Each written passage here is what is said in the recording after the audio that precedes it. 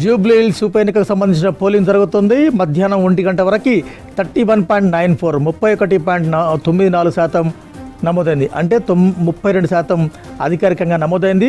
తొలి 2 గంటల్లో 10% నమోదైతే ఆ తర్వాత 2 గంటల్లో 20.76%, ఆ తర్వాత 32%. అంటే గంటకి పోలింగ్ శాతం పెరుగుతోంది. ఉదయం 7 గంటలకు ప్రారంభమైన పోలింగ్ సాయంత్రం 6 గంటల వరకు కొనసాగే అవకాశం ఉంది. ఈసారి 1 గంట సమయం పెంచడంతో మధ్యాహ్నం తర్వాత పోలింగ్ శాతం మరింత పెరిగే అవకాశం ఉందని అధికారులు చెప్తున్నారు. ఒకసారి బోరబండ వెళ్దాం. జూబ్లీహిల్స్ ఉప ఎన్నికల్లో భాగంగా బోరబండ డివిజన్కి వెళ్దాం. బోరబండలో మా ప్రతినిధి సదా ఉన్నారు. ఒకసారి అక్కడ ఏంది పరిస్థితి, ముస్లిం మైనార్టీల ఓటింగ్ ఎట్లా ఉంటుంది, తర్వాత ఓట్ టర్న్అవుట్ ఎట్లా ఉంటుంది అడిగి తెలుసుకునే ప్రతినిధిద్దాం. సదా ఏం చెప్తారు, బోరబండలో ఏంది పరిస్థితి ఏంటి? ఇక్కడ బోరబండలో మిక్స్డ్ ఉన్నా కూడా ముస్లిం మైనార్టీల ఓట్ టర్న్అవుట్, ఎందుకంటే హైదరాబాద్ అందులో జూబ్లీహిల్స్ అంటే జనం సరిగా రారు బయటికి, పోలింగ్ మందకొడిగా జరుగుతుందనేది ఉండేది అంటే 18, 19, 23, 24 ఎలక్షన్స్లో.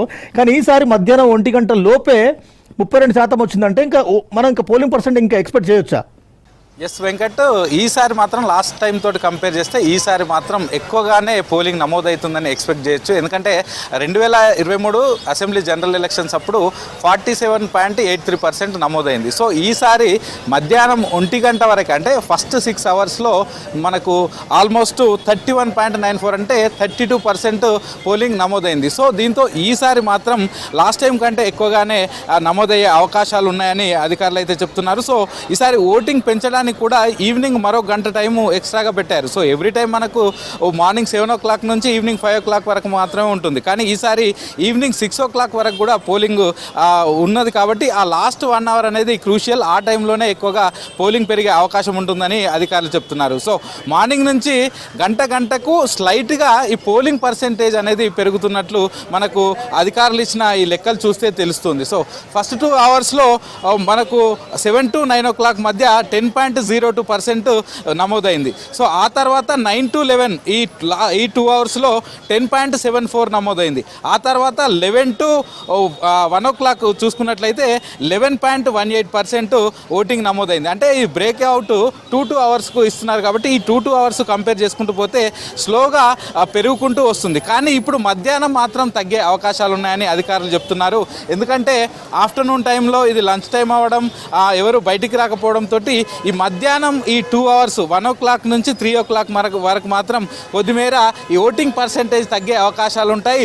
తిరిగి 3 o'clock నుంచి 6 o'clock వరకు ఆ 3 hours మాత్రం పక్కాగా మళ్ళీ ఓటింగ్ పర్సెంటేజ్ పెరుగుతుందంటూ అధికారులు చెప్తున్నారు. సో ఈసారి ఓన్లీ జూబ్లీహిల్స్ బైపోల్ ఒకటే ఉండడం, సో ఇతర ఎలక్షన్స్ లేకపోవడం ఒకటి, కేవలం బైపోల్ కాబట్టి ఇక్కడ ఉన్న ప్రజలు తప్పకుండా ఓటేయాలని రావడం ఒకటి, అలాగే ఈసారి స్వీప్ కార్యక్రమాలు పెంచడం ఒకటి. సో ఇవన్నీ కలుపుకొని చూస్తే ఈసారి పోలింగ్ పర్సెంటేజ్ మాత్రం పెరిగే అవకాశాలు ఉన్నాయంటూ ఇటు అధికారులు అయితే చెప్తున్నారు. సో మనం చూస్తున్న ఈ లెక్కలను చూస్తే, అధికారులు అఫీషియల్గా ఇస్తున్న లెక్కలు చూస్తే కూడా కొద్దిమేర స్లైట్గా పెరుగుతుంది. యాన్ యావరేజ్ చూసుకుంటూ వస్తే లాస్ట్ 6 hours ఎవ్రీ 1 hourకి 5% వరకు ఈ పోలింగ్ నమోదవుతున్నట్టు లాస్ట్ అధికారులు ఇస్తున్న లెక్కలు చూస్తే అర్థమవుతుంది. కానీ ఇప్పుడు మాత్రం ఆఫ్టర్నూన్ టైంలో ఇటు బోరబండ కానీ రహమత్ నగర్ కానీ ఈ 2 డివిజన్లలో ప్రస్తుతం కొంచెం మందకొడిగా సాగుతుంది. సో పోలింగ్ స్టేషన్స్ అన్ని కొంచెం ఖాళీగా కనిపిస్తున్నాయి. కానీ మార్నింగ్ అవర్స్ నుంచే, సో ఎర్లీ మార్నింగ్ యాక్చువల్గా 7 o'clock స్టార్ట్ అయితే రెగ్యులర్గా అయితే ఎప్పుడు ఎలక్షన్లు అయినా సిటీలో ఎవరు మార్నింగ్ లేచి రారు, అంత ఎర్లీగా రారు. కానీ ఈసారి మాత్రం మార్నింగ్ 6:30 నుంచే క్యూ కట్టారు. సో అది కొంచెం హెల్ప్ అయింది మార్నింగ్ అవర్స్లో పోలింగ్ పర్సెంటేజ్ పెరగడానికి. సో ఆ వర్క్కి వెళ్ళే వాళ్ళు, ఎస్పెషల్లీ ఆఫీస్లకు వెళ్ళే వాళ్ళు కానీ లేకుంటే వేరే పనులకు వెళ్ళే వాళ్ళు కానీ వాళ్ళు మార్నింగ్ 6:30కే వచ్చి ఉన్నారు. సో దాంతో పోలింగ్ పర్సెంటేజ్ అయితే కొద్ది మేరగా పెరుగుతుందని చెప్పుకోవచ్చు. సో ఈ ఆఫ్టర్నూన్ అవర్స్ కొంత మందకొడిగా సాగిన ఈవినింగ్ లాస్ట్ 3 hours అంటే 3 o'clock నుంచి 6 o'clock వరకు మాత్రం ఇంకా పోలింగ్ పర్సెంటేజ్ ఎక్కువగా నమోదవుతుందని చెప్తున్నారు.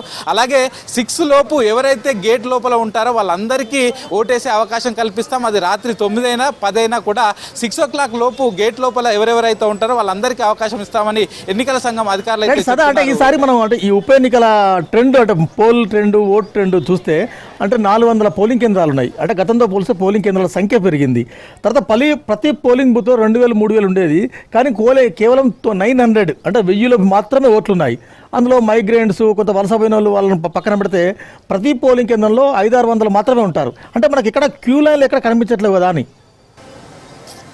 అంటే క్యూ లైన్లు ఇప్పుడు ఆఫ్టర్నూన్ నుంచి కనిపించట్లేదు, కానీ మనం మార్నింగ్ అవర్స్ చూసినా లేకపోతే మిడ్ అవర్స్ అంటే 9 o'clock నుంచి 11 o'clock అప్పుడు చూసినా కానీ క్యూ లైన్లు మాత్రం కనిపించాయి. సో గతంలో ఇదే జూబ్లీ హిల్స్ నియోజకవర్గంలో అప్పుడు కేవలం 300 పోలింగ్ స్టేషన్స్ మాత్రమే ఉండే. ఈసారి ఈ పోలింగ్ స్టేషన్స్ను పెంచారు, 407కు మార్చారు. అంటే ఆన్ యావరేజ్ 4,01,000 మంది ఓటర్లు ఉన్నారు కాబట్టి ఆన్ యావరేజ్ ఒక్కొక్క పోలింగ్ బూత్లో 970 ఓటర్స్ మాత్రమే ఉండేలా దీన్ని డిజైన్ చేసి పోలింగ్ స్టేషన్స్ కూడా పెంచారు. ఎందుకంటే పోలింగ్ సెంటర్స్ వద్ద ఈ ఎక్కువగా బస్తీల్లో పోలింగ్ కేంద్రాలు ఉంటాయి కాబట్టి ఇక్కడ క్యూలో ఉండడానికి ఇబ్బందులు అవుతాయి.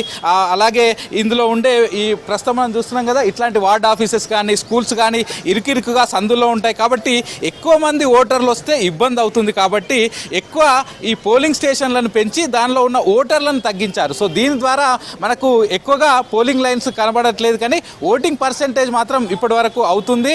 సో ఇప్పుడు ఆఫ్టర్నూన్ అవర్స్లో కొద్ది మేర మందకొడిగా ఉండొచ్చు, కానీ మళ్ళీ ఈవినింగ్ అవర్స్లో మాత్రం తప్పకుండా పెరుగుతుందని అధికారులు చెప్తున్నారు.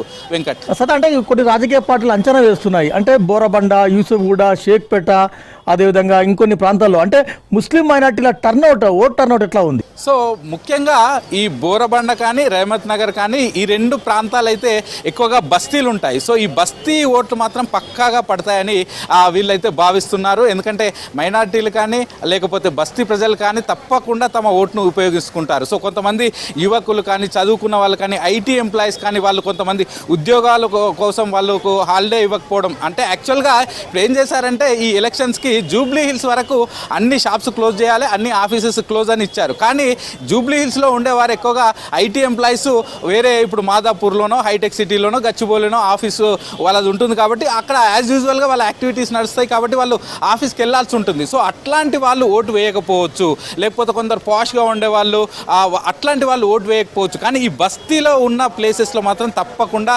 ఓటు వేయడానికి వస్తారని వాళ్ళు భావించి, అదేవిధంగా వాళ్ళు రాజకీయ పార్టీల వాళ్ళు కూడా ఈ బస్తీ ఓట్లపైన మైనార్టీ ఓట్లపైన ఈ రెండింటిపైన ఎక్కువగా ఫోకస్ చేశాయి. సో వాళ్ళు ఎంత మేర పెరిగితే వాళ్ళకు ఎంత మేరకు ప్లస్ అవుతుంది అనే దాని ప్రకారమే వాళ్ళు ఎక్కువగా చూసుకుంటున్నారు. సో మిగతా ఓటర్లు లేకపోతే మైగ్రెంట్ ఓటర్స్ వాళ్ళతోటి కంపేర్ చేయట్లే, కానీ ఇవి ఒక గంపగుత్త ఓట్లలాగా భావిస్తున్నారు. ఆ మైనార్టీ ఓట్లు కానీ బస్తీ ఓట్లు కానీ ఈ ఓట్లు ఎక్కువగా ఈ రహమత్ నగర్ డివిజన్లో ఎక్కువగా ఉన్నాయి, ఈ బోరబండలో సైట్ 1, సైట్ 2, సైట్ 3 ఈ ప్రాంతాల్లో ఎక్కువగా ఉన్నాయి కాబట్టి ఈ ఓట్లు పక్కాగా పోలవుతాయి. సో ఇప్పటి వరకు 30% నమోదైనా, అంటే ఇప్పుడు అది 1 o'clock వరకే 32%, ఇప్పుడు 2 o'clock వరకు ఇంకొంచెం పెరగొచ్చు. మిగతా ఇంకొక 4 గంటల పాటు టైం ఉంది, ఇప్పుడు 2 నుంచి 6 o'clock వరకు టైం ఉంది కాబట్టి ఇప్పుడు మరింత పెరిగే అవకాశాలు ఉంటాయని రాజకీయ నాయకులు కూడా భావిస్తున్నారు. వెంకట్, 4 లక్షల ఓట్లలో దాదాపు 1,25,000 పైచిలకు ఓట్లు ఇప్పటివరకు పోలయ్యాయి. పోలింగ్ శాతం ఈసారి 60% పైగా పెరుగుతుందని అధికారులు అంచనా వేస్తున్నారు. రాజకీయ పార్టీలు కూడా ఆ మేరకు పోల్ మేనేజ్మెంట్ చేసినాయి. అంటే ఓటర్లని పోలింగ్ బూతుల వైపు బడిబడిగా విడివిడిగా తీసుకొచ్చే ప్లాన్లో ఆయా పార్టీలు కూడా ఉన్నాయి.